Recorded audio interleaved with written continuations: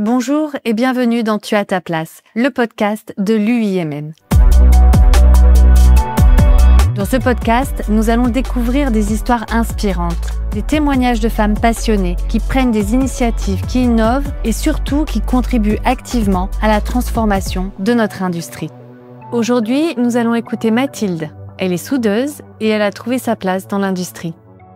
Alors Mathilde, comment devient-on soudeuse ? Alors j'ai commencé moi par un BEP en commerce. Ça me plaisait pas du tout. J'ai fait ça en dépit parce que je trouvais pas ma voie. Et puis après j'ai enchaîné plein de métiers différents jusqu'au jour où j'ai souhaité faire une reconversion professionnelle. En fait, à ce moment-là, je travaillais dans une entreprise où je fabriquais des petits paniers en bois et je souhaitais me reconvertir, trouver quelque chose qui me plaisait vraiment. Donc j'ai contacté France Travail. Suite à ça, j'ai eu un entretien où je leur ai dit que je désirais quelque chose de manuel parce que c'est ce qui me convenait moi. Et France Travail m'a contacté en me disant qu'il y avait une formation qui s'ouvrait sur ce métier-là. Donc au début, je connaissais pas du tout. Donc je me suis renseignée de mon côté sur Internet en parlant avec mon entourage. Et puis je me suis dit pourquoi pas, je cherchais quelque chose de manuel parce que c'est ce qui m'a toujours plu. Et du coup, j'ai fait une préqualification de 4 mois pour découvrir ce métier-là. Et j'ai ensuite décidé de me qualifier dans ce domaine. Est-ce que c'est possible d'évoluer quand on choisit ce métier ? Là, justement, je viens de terminer ma formation animatrice d'équipe. Donc, j'occupe les 2 postes, opératrice soudeuse et animatrice d'équipe. Je gère une équipe dans l'atelier. Tu ne me l'as pas précisé, mais depuis combien de temps tu exerces ce métier ? Ça va faire 5 ans que je suis en soudure. Et là, ça fait 1 an officiellement que je suis animatrice d'équipe. Tu animes une équipe ? Oui, j'ai des hommes et des femmes. J'ai de très jeunes personnes. Pour l'instant, j'ai 2 personnes à ma charge. Ils ont 18 et 22 ans. Donc, c'est des très jeunes opérateurs. Et c'est quoi ton rôle ? Un accompagnement technique ou plutôt humain ? Je dois leur apporter dans les deux. Déjà, le savoir-être. C'est quand même important au sein d'une entreprise. Après aussi le côté technique, la soudure est assez technique en général. Nous, on est spécialisé dans le TIG. C'est un procédé de soudage, donc il y a plusieurs procédés différents. Et dans mon entreprise actuelle, on est spécialisé dans les soudures fil. Donc c'est des paniers, principalement des paniers agroalimentaires, où ça nécessite beaucoup de savoir-faire et un temps d'adaptation assez long. D'accord. Est-ce que la soudure, c'est un métier physique ? Oui. Il y a des ports de charge lourde, évidemment. Je fabrique des pièces entre 5 et jusqu'à 70 kilos. Donc forcément, oui, ça demande un peu de charge lourde. On a des moyens de levage. Si c'est pas adapté, on s'entraide entre collègues. On trouve toujours un moyen. Cette dimension physique, elle n'a pas été un frein pour toi ? Je le savais au début. Je m'étais renseignée, donc c'est quelque chose que je savais, mais c'était pas un frein pour moi. J'aime que ça bouge. Je fabrique des produits de A à Z.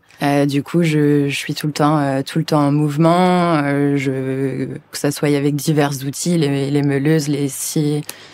Avant de te lancer dans ce métier, y avait-il autour de toi des personnes qui travaillaient dans l'industrie ? Alors non, le monde de l'industrie, pour moi, c'était totalement... c'était la découverte. Je connaissais personne qui y travaillait.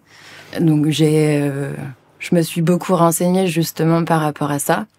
Beaucoup sur Internet, en regardant, comme j'avais pas personne de mon entourage. Après, j'avais échangé aussi beaucoup pendant ma préqualification avec nos professeurs qui nous ont parlé du métier plus concrètement que ce qu'on peut trouver sur Internet. Pendant mes 4 mois de formation, j'ai eu des stages. Donc ça m'a permis de découvrir la vie en entreprise, voir comment c'était réellement. Alors justement, comment ça se passe, l'accueil d'une jeune fille de 45 kilos qui arrive en disant « Moi, je veux faire de la soudure ». Alors j'ai eu un peu les deux. Certaines entreprises m'ont beaucoup encouragée, m'ont très bien accueillie, m'ont traité comme si je venais pour n'importe quel gars faire ce travail. Et il y a eu d'autres entreprises où c'était beaucoup plus compliqué. J'ai dû faire mes preuves aussi. Peut-être un peu plus que certaines personnes, parce que certains pensaient que je n'avais pas forcément ma place ici, que j'étais pas forcément taillée pour ce métier-là. Mais je me suis pas laissée décourager et je leur ai montré que j'étais aussi capable qu'eux. Et ça t'a donné envie de persévérer, en fait. Oui, le fait de me décourager, ça m'a encore plus encouragée. J'avais décidé de faire ce métier-là et je ne comptais pas me laisser décourager juste pour des a priori. Comment tu l'interprètes, toi, ce regard qui était un peu méfiant au départ ? Moi, je pense que c'était plus des a priori dans le sens où ils devraient faire mon travail parce que j'étais pas de taille, alors que ils se sont très vite rendus compte que c'était pas le cas, que je pouvais autant faire ce qu'ils faisaient eux toute la journée. Et puis maintenant, on a quand même beaucoup de moyens de levage, beaucoup les postes qui s'adaptent aux femmes aussi. Ça commence à vraiment s'améliorer dans l'industrie. Tu encourages les jeunes filles à se lancer dans la soudure ?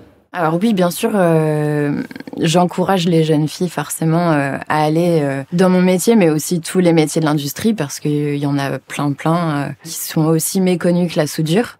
Je leur parle de mes journées, dans quoi consiste mon travail réellement, parce que c'est vrai que soudeuse, c'est assez peu connu.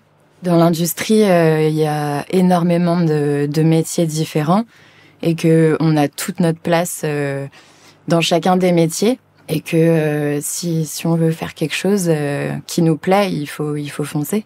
Quels que soient les a priori, quels que soient les obstacles qu'on peut rencontrer, il faut y aller. Quand tu as débuté dans cette voie, comment a réagi ton entourage ? Alors, mon entourage en général a été un peu choqué au début. Ils ont cherché à comprendre pourquoi je partais dans cette orientation-là, et puis ils ont très vite compris que c'est ce qui me correspondait parce que j'aime que ça soit manuel, j'aime que ça bouge. Qui t'a le plus soutenu ? Alors mon mari m'a beaucoup soutenue. Il m'a toujours encouragée dans tout ce que je faisais. Quand je lui ai dit que je voulais devenir soudeuse, et il a été premier à me dire fonce, si c'est ce que tu veux faire. Et tes copines ? Mes amies se posent beaucoup de questions sur mon métier. Elles se rendent pas forcément compte de ce que je fais tous les jours. Donc elles me posent énormément de questions là-dessus.